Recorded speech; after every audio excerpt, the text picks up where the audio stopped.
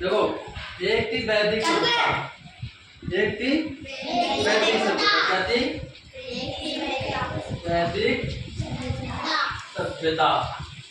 वैदिक सभ्यता में तो क्या था कि जो बातें वेदों में लिखी हुई मिली, जैसे उस टाइम पे मातृसत्तात्मक थी या पितृसत्तात्मक शासन था, कैसे लोग रहते थे, नगरीय व्यवस्था कैसी थी, ये सारा किसमें लिखा मिला? वेदों में। किसमें मिला? वेदों में। लेकिन जो सिंधु सभ्यता थी, इसकी लिपि क्या थी? इमोजी लिपि थी। कैसी लिपि थी?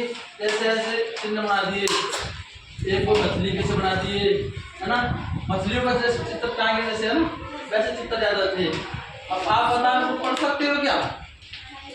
नहीं पढ़ सकते ना। और ये थी दाएं से बाएं। कैसे थी? दाएं से बाएं। दाएं से बाएं, यानी ये दाएं से बाएं पढ़ो इनको। जैसे उर्दू होती है, उसमें तो एक तरफ से पढ़ते हैं, लेकिन इसमें दाएं से बाएं, फिर बाएं से दाएं, ऐसे था। ठीक है। सिंधु, इसके बारे में क्या था? कुछ प्रमाण अपन को स्पष्ट नहीं मिले, लिखा समझ में नहीं आया, तो फिर अनुमान लगा के इसके बारे में ज्ञान प्राप्त किया। अनुमान कैसे लगाया? इसके और भी नाम थे।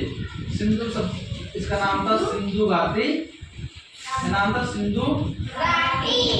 इसका दूसरा नाम था नगरीय सभ्यता। क्या नाम था? नगरीय सभ्यता। नगरीय सभ्यता। इसका एक और नाम था, वो नाम था मातृसत्तात्मक सभ्यता।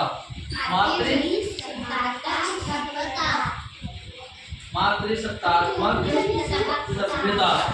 इसका एक और नाम था, वो नाम था कांस्ययुगीन सभ्यता। क्या नाम था? कांस्ययुगीन सभ्यता। इसका एक और नाम था, इसका नाम था सिंधु सरस्वती सभ्यता। ठीक है, यहाँ तक समझ में आया? ये मैं एक नक्शा बना रहा हूँ, ये अपने मान लीजिए भारत का नक्शा है, पहले का भारत, आज का नहीं, पहले का। तो यहाँ पे एक क्या था? तिब्बत था। क्या था? तिब्बत। जानते हो मतलब किला, एक किला था मतलब एक तरीके से। तो सन 1826 में, कब? सन 1826 में एक व्यक्ति था चार्ल्स मेनन। तो इसने इस किले की खोज की। उसको पता नहीं था क्या चीज है, उन्होंने सोचा किला है क्या, अब इतना लोग खाने किले में क्या है, कैसे था। तो सन 1856 में रेलवे लाइन बिछाई गई थी। वहां पर लाहौर से कराची, यानी यहाँ पर लाहौर से कराची रेलवे लाइन बिछाई गई थी। क्या बिछाई थी? अब इस रेलवे लाइन बिछाते तो पीले के गाँव के रेल निकल रही थी, तो वहाँ पे क्या निकली? ईंटें निकली। क्या निकली? ईंटें। तो इन्होंने कहा यार ईंटें निकलाई, कई लोगों ने कहा क्या बढ़िया काम है, ईंटें निकलाए तो अपने रेल बिछाने काम आएगी। लेकिन इसकी सूचना किसको दी? सरकार को। 1856 में तो रेल बिछाई थी बर्टन बंधु, यानी दो व्यक्ति थे, इनका नाम था विलियम बर्टन और जॉन बर्टन। एक का नाम तो क्या था? विलियम बर्टन, और दूसरे का नाम था जॉन बर्टन। ठीक है। इसकी सूचना इन्होंने किसको दी? सरकार को दी। किसको दी? सरकार को इसकी सूचना दी। अब सरकार ने क्या किया? सन 1861 में अलेक्जेंडर कनिंघम,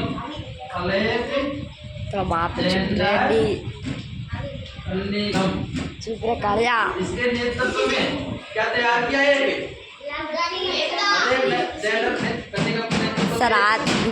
विभाग क्या बनाया? पुरातत्व विभाग। क्या बनाया? पुरातत्व विभाग। और सन 1904 में सर जॉन मार्शल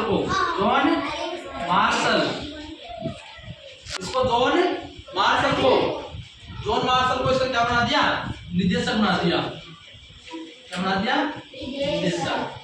ठीक है, ज्यादा समझ में आया? अब सिंधु घाटी सभ्यता, ये एक ये जो इसका जो टीला था ना, ये टीला था, सर जॉन मार्शल ने इस टीले का नाम क्या दिया?